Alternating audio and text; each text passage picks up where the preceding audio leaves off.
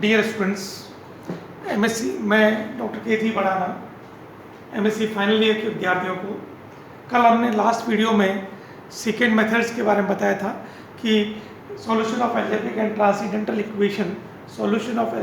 Transcendental equations की तीन methods हमने स्टार्ट किए थे। पहला मेथड बाइसेक्शन मेथड, दूसरा मेथड रेगुलर फाल्सी मेथड, तीसरा मेथड हमारा second method. First bisection method में हम लोग एक इंटरवल फाइंड आउट करते हैं। इंटरवल फाइंड आउट करके उस इंटरवल पे, जैसे let us suppose x0 and x1 एक इंटरवल लेते हैं और ये कंडीशन चेक करते हैं, फंक्शन fx की कंडीशन चेक करते हैं कि f of x0 f of x1 is less than 0, f of x0 into f of x1 is less than 0, means f of x0 either positive or f of x1 is negative, means both these are the opposite signs, this condition. तो bisection method and regular falsi method दोनों method में हम इस condition को check करते हैं। Second method में हम लोग इस कंडीशन को ड्रॉप आउट करते हैं। सेकेंड मेथड में हमारे पास जो फॉर्मूला है तो xn plus 1 equals to xn minus xn minus 1 upon f of xn minus f of xn minus 1 into f of xn, where n equals to 1 2 3 up to n। ये अपने पास regular falsi method का formula है, लेकिन आप यहाँ check करिए कि ये रेगुलर फाल्सी मेथड में हम लोग एक कंडीशन लेते हैं, एक इंटरवल लेते हैं, इस इंटरवल से ये कंडीशन सेटिस्फाई कराते हैं। इस सेटिस्फाई कराने के बाद x0 x1 की वैल्यूज हम पुट करते हैं। लेकिन यहाँ जो सेकेंड मेथड है इसमें इस कंडीशन को हम ड्रॉप आउट करते हैं और इसके बाद हम लोग क्या डायरेक्टली पॉइंट लेते हैं x0 x1, कोई से भी पॉइंट लें, ये कंडीशन यूज नहीं होगी और हम डायरेक्टली सॉल्व करेंगे और आगे की कंडीशन निकालेंगे। इटरेशन में हम कंटिन्यूस इटरेशन मेथड का यूज करते हुए इनका अप्रोक्सीमेशन निकालते हैं। तो देयरफॉर हम लोग इसकी कन्वर्जेंस कंडीशन के बारे में डिस्कस करेंगे कि convergence condition of second method क्या चीज़ है। हम जानते हैं कि कन्वर्जेंस कंडीशन से उसकी फॉर्मूले की rate of convergence of second method हमें निकालना है। कन्वर्जेंस कंडीशन या rate of convergence of second method, rate of convergence of second method. So when you put directly, आप देखिए, put xn equals to zeta plus epsilon n, इस condition से put करके हम इसी जीटा एन या epsilon n की power से हम इसकी कन्वर्जेंस कंडीशन निकालते हैं। Now put substituting this in this xn plus 1, so zeta plus epsilon n plus 1 equals to zeta plus epsilon n minus zeta plus epsilon n minus zeta plus epsilon n minus 1 upon f of xn means f of zeta plus epsilon n minus f of zeta plus epsilon n minus 1 into f of zeta plus epsilon n। हमने substitute किया xn equals to zeta plus epsilon n and then xn plus 1 equals to zeta plus epsilon n plus 1। now solve these conditions, epsilon से epsilon cancel, then minus करने पे cancel, so epsilon n plus 1 equals to epsilon n। यहाँ देखिए epsilon n से epsilon n cancel, so minus epsilon n minus epsilon n minus 1 upon f of zeta plus epsilon n minus f of zeta plus epsilon n minus 1 into f of zeta plus epsilon n। Now by expanding f of x plus h, this is the Taylor series. इस series का हमने use करेंगे, तो therefore fx plus h f dash x plus h square upon factorial 2 f double dash x and so on. Yet we know that this Taylor series, so apply this Taylor series on this function f of zeta plus epsilon n, f of zeta plus epsilon n, f of zeta plus epsilon n minus 1. So when you use epsilon plus zeta plus epsilon n equal to using the Taylor series in this function, so f of zeta plus epsilon n f dash zeta plus epsilon n का whole square upon factorial to f double dash zeta and higher power will be neglected. So using this in this equation, so epsilon n plus 1 equal to epsilon n minus epsilon n minus epsilon n minus 1 into using the Taylor series in this function. So हमारे इसमें हमने क्या करें, इसको x की जगह zeta और h की जगह एप्सिलॉन ले लें और इसको यूज करते हुए टेलर सीरीज को यूज करते हुए हम इसको सॉल्व कर रहे हैं. So this is your f of epsilon plus epsilon n f dash zeta plus epsilon n का square upon factorial two f double dash zeta. this for this function using the Taylor series upon first bracket के लिए देखिए f of zeta plus epsilon n f dash zeta plus epsilon n का whole square upon factorial two f double dash zeta. This is the first part minus second part f of zeta plus epsilon n minus 1 upon factorial 1 f dash zeta plus epsilon n square n minus 1 upon factorial two f double dash zeta. Higher power will be neglected. Higher power को हम छोड़ते हुए इसको solve करें. Now देखिए f of zeta से f of zeta cancel, epsilon ये f dash zeta और यहां से भी f dash zeta common. So using this we have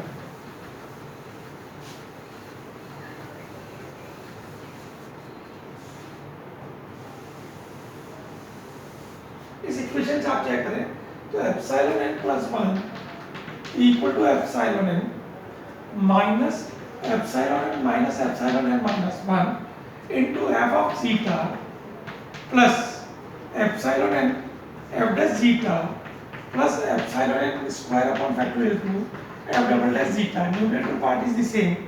in denominator part में आप चेक करिए एप्सिलॉन जीटा, देखिए epsilon zeta f of zeta ये दो टर्म्स हमारी देखिए कैंसिल हो जाएगी. एप्सिलॉन n माइनस 1 ये अगर कॉमन ले लेता हूँ f डैश जीटा तो हमारे पास हो गया epsilon n minus epsilon n minus 1 epsilon n minus epsilon n minus 1 plus second term हम लोग क्या कर रहे हैं कि f डबल डैश जीटा को हम कॉमन लेने upon factorial 2 f double dash zeta upon factorial 2 common तो epsilon n square minus epsilon n minus 1 का स्क्वायर. आप चेक कर लीजिए कि हमने फर्स्ट ब्रैकेट में numerator part is same, denominator part में f of zeta into f of zeta minus में cancel, f of f dash zeta हमारा कॉमन तो epsilon n minus epsilon n minus 1 plus f double dash zeta common तो epsilon n square minus epsilon n square minus 1 ये bracket में. Now epsilon n minus आप check देखिए epsilon n minus 1 और यहाँ पे देखिए दोनों टर्म्स में एप्सिलॉन n माइनस 1 आ रहा है. सो सॉल्विंग दिस ये कैंसिल हो जाएगा और higher power will be neglected. So this is your simplification. Epsilon n minus 1 cancel, f of zeta plus epsilon n f dash zeta plus epsilon n का square upon factorial 2 f double dash zeta upon नीचे ये cancel हो गया, इसमें plus वाली term रहेगी तो f dash epsilon plus epsilon n minus epsilon n का स्क्वायर माइनस एप्सिलॉन प्लस में क्योंकि माइनस की टर्म एक कैंसिल हो जाएगी और f double dash zeta upon factorial 2. ये हमारे पास टर्म्स हो गई. अब इसको देखिए next on simplify and neglecting higher powers, on simplifying and neglecting higher powers of f of zeta. Higher power को हम नेगलेक्ट करते हुए और सिंप्लीफिकेशन करें तो हमारे पास देखिए क्या आएगा. On simplifying and neglecting higher power of f of zeta epsilon n, higher power of epsilon n So this will be converted as epsilon n plus 1 equals to C epsilon n minus 1, epsilon n and epsilon n minus 1, where C equals to 1 upon 2 f double dash zeta upon f dash zeta, f double dash zeta upon f dash zeta. When you simplifying this, you get this epsilon n को use करते हुए epsilon n और epsilon n minus 1, where this one. Now we seek a relation. We seek a relation of the form epsilon n plus 1 equals to k epsilon n raised to p, where k and p are constants, where k and p are constants or are to be determined. So this is equation number 2. This is equation number 2 or this is equation number 1. Now from equation number 2, epsilon n equals to k epsilon p n minus 1, or epsilon n minus 1 equals to k minus 1 upon p into epsilon 1 upon p into n. This is equation number 3. So substituting these terms in equation 1, epsilon n plus 1 or epsilon n and epsilon n minus 1 की terms from third से we can put here. So now substituting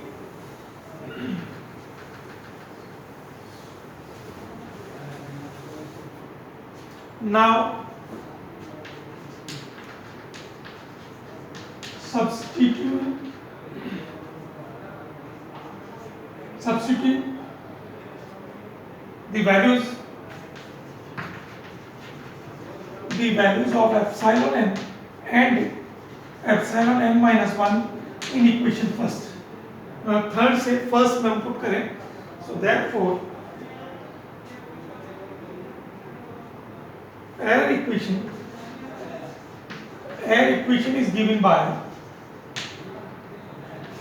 epsilon Pn equals to C k raised to minus 1 plus P upon P into epsilon n 1 plus P upon P. When you solving these or substituting these, and we get this one. On comparing the value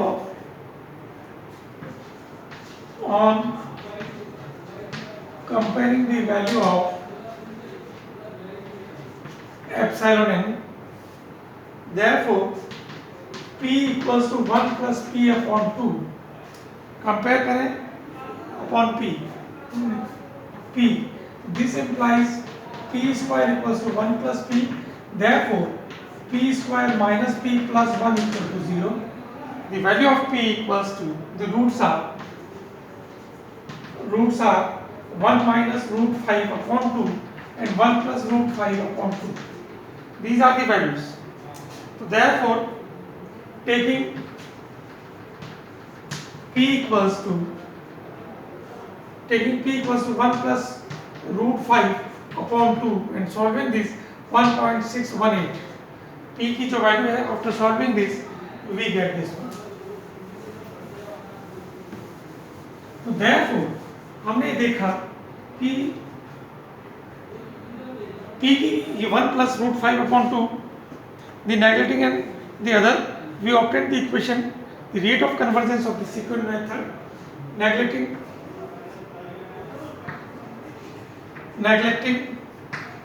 other value of P. So we obtain the rate of convergence rate of convergence of secant method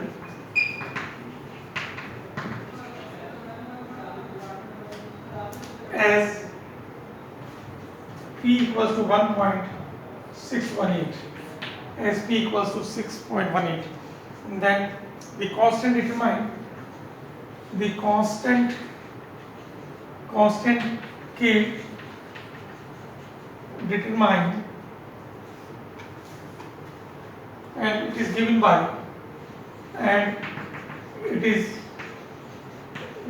by, k equals to c raised to p upon p plus 1, c raised to p plus 1. So this is the rate of convergence of a secant method. P equals to 1.618. So therefore we can show the convergence of a secant method is given by, in this method, arrow equation is given by this, and we can solve using this method. Now to find out any root or any real root of a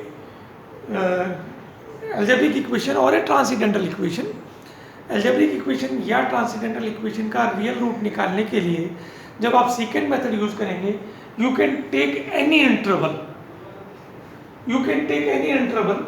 और interval take करके हम लोग इस फॉर्मूले में, जो regular falsi वाला method वाला फॉर्मूला है, उस फॉर्मूले की सहायता से हम इसका रियल रूट निकाल सकते हैं। और इस रियल रूट निकालने के लिए आपको कोई कंडीशन को चेक करने की ज़रूरत नहीं है, डायरेक्टली आप you can put the value of x0 and x1, take any interval and you can solve by iteration method, substituting the value of x2 in x3 and x3 in x4, and you get continuous values, recurring continuous values, and then you can find also the root of a by secant method. Next जो video होगा हमारा, उस video में हम second method से question किस तरह से सॉल्व करते हैं, कैसे रियल रूट निकालते हैं, उनको आप इसमें देखेंगे। यहाँ हमें ध्यान रखने की बात है कि हमने जो इसकी कन्वर्जेंस कंडीशन निकाली है वो 1 + √5/2 पे निकाला है। 1 - 5 √5/2 को हम नेगलेक्ट करते हुए इसकी रूट कन्वर्जेंस कंडीशन निकाली है, क्योंकि इसमें आपको नेगेटिव आएगा और नेगेटिव को हम ओमिट करते हुए इसकी सॉल्व नहीं किया। Thank you. इसको वीडियो को आप और देखिए और न्यूमेरिकल के क्वेश्चंस को आप प्रैक्टिस के लिए सॉल्व कीजिए, साइंटिफिक मेथड का यूज़ करते हुए आप इसका सॉल्व करें। Thank you.